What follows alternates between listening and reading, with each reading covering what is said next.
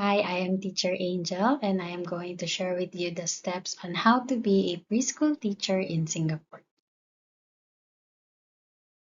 The steps here are based on my application last August 2023. So, first one, submission of requirements. Second is the screening and interview with the agency. Third, interview with the employer. Then, after that, contract signing.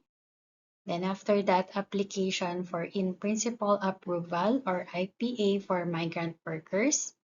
Then, if successful, you will have your approval of IPA.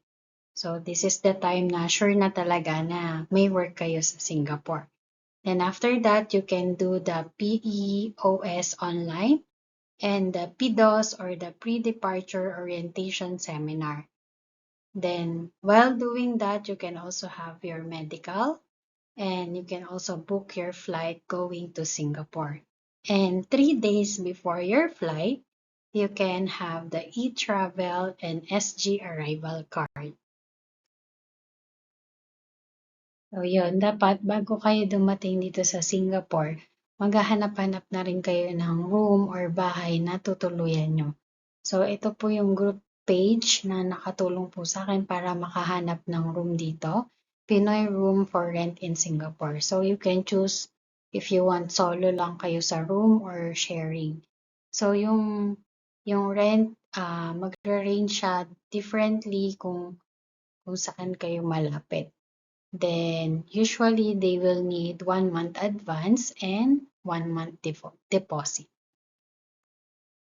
Yan, congratulations! So pagkadating niya dito sa Singapore, syempre sa airport pa lang, you need to buy your EasyLink card. You will use this para sa bus and MRT. And you need to buy your SIM card. Meron pang ibang telco company, pero itong Singtel, ito talaga yung ginagamit ko.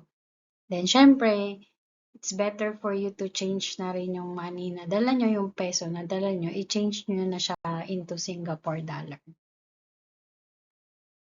Yan, pagkadating mo dito sa Singapore, you will have your medical ulit.